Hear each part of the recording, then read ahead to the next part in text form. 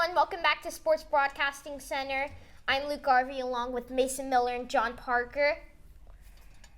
Mike Trout has played in just one playoff series in his remarkable 10-year big league career, and that was 8 years ago.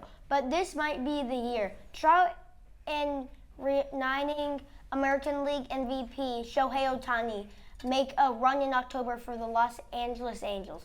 Trout, a three-time MVP, is putting up historic numbers, and Ohtani continues to impress at the plate and on the mound. Earlier this season, Ohtani hit his 1,100th career home run, becoming just the second player in MLB history with at least 100 homers as a batter and 250 strikeouts as a pitcher. The other player was Babe Ruth.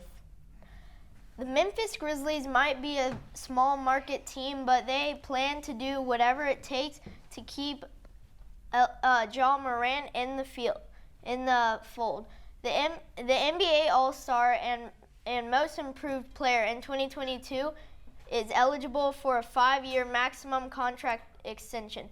Grizzlies general manager Zach Keelman says he intends to keep the team's core in place, as well as making sure that Morant stays in Memphis for a long period of time.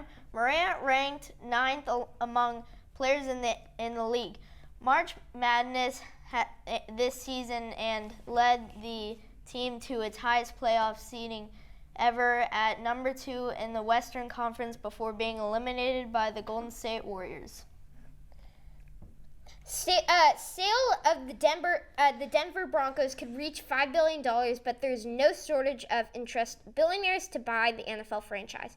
Team president Joe Ellis says the new owner's number one priority will be building a new $2 billion dome stadium, allowing the Broncos to host a Super Bowl for the first time.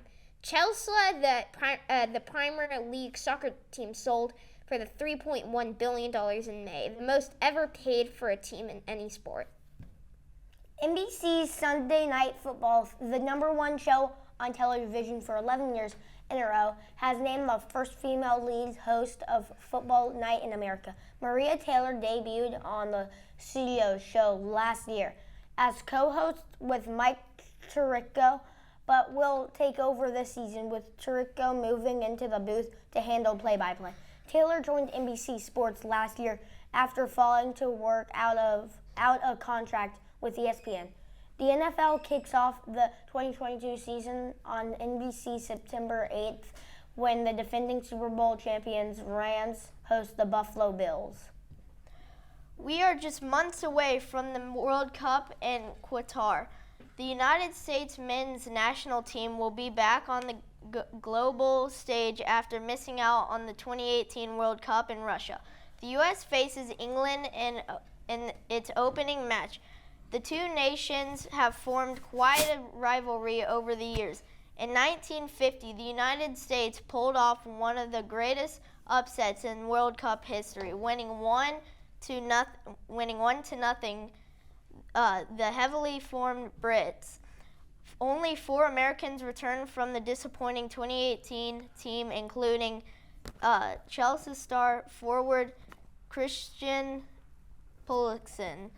This will be the 11th time the U.S. men's national team has qualified for the World Cup, with its best finishing coming in 1930 in the semifinals.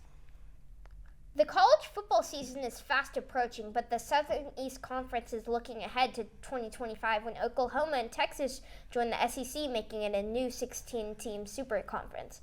The SEC has a goal of every school in the football visiting each other, 15 schools at least, once every 4 years. Meanwhile, the Big Ten plans to reshape its future, scheduling a legitimate in championship arrangement beginning in 2023. The Big Ten is discussing elimination of the divisions and staging a football game title between the top 2 teams in the 14-team conference. That's a busy day in sports for my co-anchors, Luke Garvey and John Parker Stock. I'm Mason. Thanks for watching Sports Broadcasting Center. Bye.